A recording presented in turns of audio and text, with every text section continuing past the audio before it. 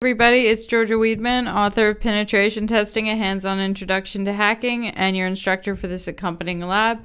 So this time we're going to look at something a little bit different. It's not a vulnerability in any particular service. Nobody's repository got popped. More of an issue is, in this case, the user shared more files than they intended to. I see this so much in the wild. So much, this example is going to be FTP. I've seen FTP, I've seen network file system, I've seen GitHub, I've seen Dropbox, I've seen just about any way that people can share files, people accidentally sharing more than they should. And, in this case, we want to use oversharing in the FTP server to gain access to SSH. So we're not actually going to steal somebody's password in this case. We will look at passwords, very soon, actually, in the next section. But actually, it even says the password authentication is disabled.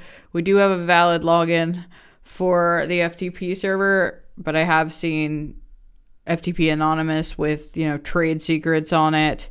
I've seen, private keys and the whole key pair up on GitHub. It's not just, have a valid credential set. It's totally possible you'll be able to find all sorts of scary stuff just publicly available, even on the internet or on, the internal network. It can be just as helpful, depending on what you're up to.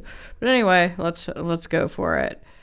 All right, so IP adder, yours is going to be different. .2 is us, .3 is the target. Are you starting to see a pattern?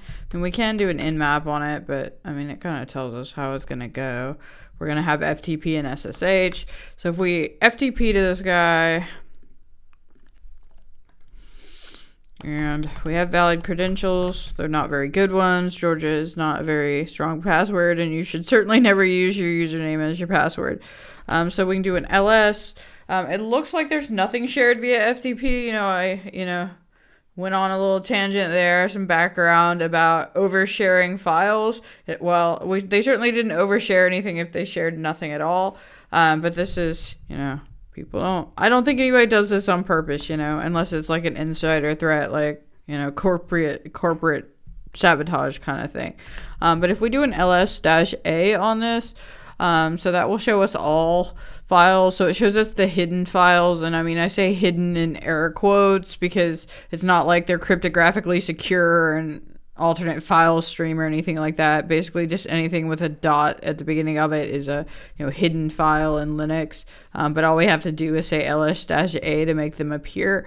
So this is probably the user didn't think about this when they created this share. They're like, oh, there's nothing scary in my home directory, not thinking about hidden files. So .ssh made it in. Why .ssh is interesting. So if we cd to .ssh, do an ls now, we actually see we've got authorized keys and IDRSA and IDRSA.pub. So this .ssh directory, for one would assume user Georgia. I would imagine this is Georgia's home directory. We logged in as user Georgia.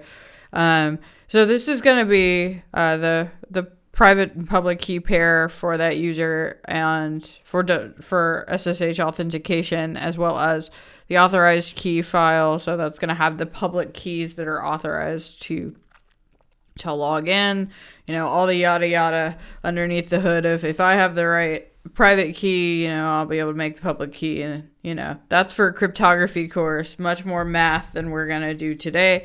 But anyway, so basically, we really have two ways of going about this. What we can do is we can grab the IDRSA and IDRSA.pub and, make those our key and use that key to authenticate. And that should match what's in authorized keys, and it should let us in. Alternatively, we can actually, append to or overwrite authorized keys. If we're going to be elegant, we should really append it. We're in a lab, we can do whatever we want. So basically, we can create our own key pair and put the public key into that authorized keys file, and then that should let us log in. And so, let's do it. First off, to prove I'm not completely hand waving, how about we SSH to the box and see what happens before we do anything. And it says permission denied public key. Typically I guess probably the default setup is it's going to try public key, and if that fails, it'll do username and password. Username and password is turned off on this one, as it says, and that is, if you look at, the manuals of SSH, that is considered to be the most secure way to turn off passwords.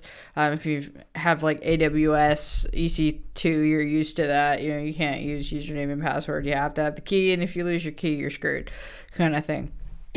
Definitely also don't share your key. And so anyway, it doesn't work the way it is now.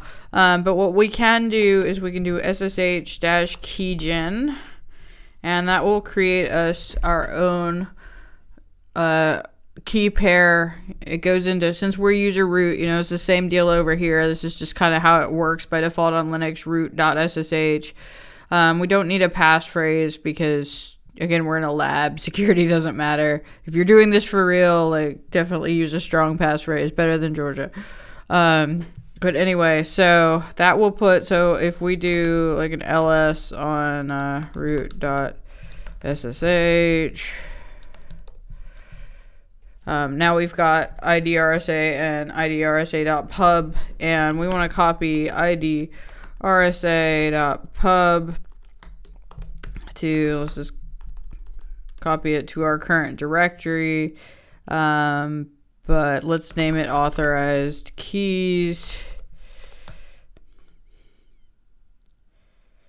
Oops, I'm not in that directory. Basic using Linux 101. Obviously, I need to go back to that class, so I want to copy root.ssh. I cut out the top, but, it's 3:45 a.m. Obviously, it's starting to get to me, but I really want to get these videos out to you so you guys can have this lab, which I think you guys will really love. But anyway, so copy that. So if we cat out authorized keys, basically, it's just our public key, and we want to put that in that authorized keys file. If you're not familiar with how to speak to FTP, it's get and put and stuff like that, but Google is your friend, so we can put authorized keys. Of course, it would be more elegant if we, pulled down the authorized key file and then appended our key to it before we put it back, but again, it's a lab. So we want to put authorized keys, the one we just created, and then the transfer seems to have worked. So now if we SSH to that target, it says permission denied public key. What am I doing wrong now? God only knows. Probably misspelling unauthorized or something like that.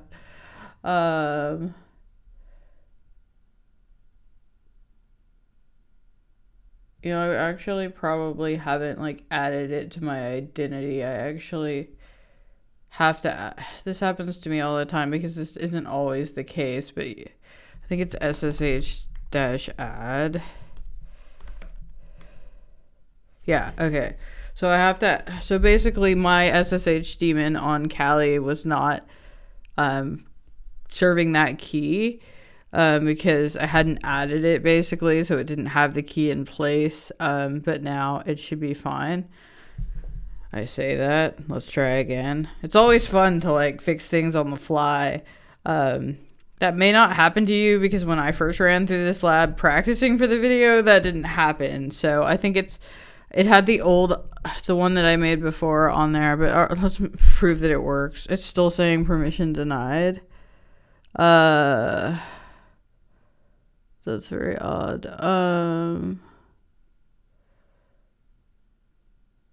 It totally worked before. So I copied my public key into authorized keys, and yeah, it should work. And it's not, and I'm not entirely sure why. So we put authorized key, and it worked.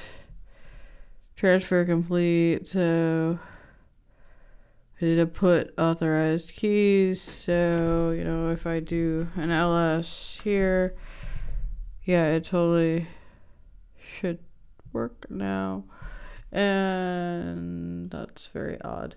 So I put authorized keys, yeah, it worked. Oh, you know what I'm doing wrong? It's very obvious, right? because it's trying to log in as root, because that's my username on here, and that's not my username on the other side. So I probably actually didn't have to add that identity, but it's a good thing to know anyway, right? Because you may have to in the future, like, have to change the identity, like if you already have an identity in there, to change out your keys. Like if we had stolen their keys, that being the other option, we could have stolen these keys and replaced them, then you probably would have had to do the SSH add. All right, so, a lot of you were probably screaming at your screen at me, like, I see what you did wrong. So we want to SSH as user Georgia, because that's where the key is, because it was going to try as root, because that's my username on this side. But anyway, yeah. 349, woohoo.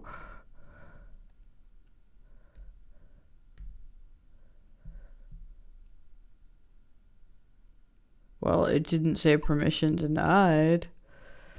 But it should, like, give me a prompt or something. See... Yeah, here it goes. This is why I should not be allowed to write IP addresses in this lab. If this wasn't, there we go. All right.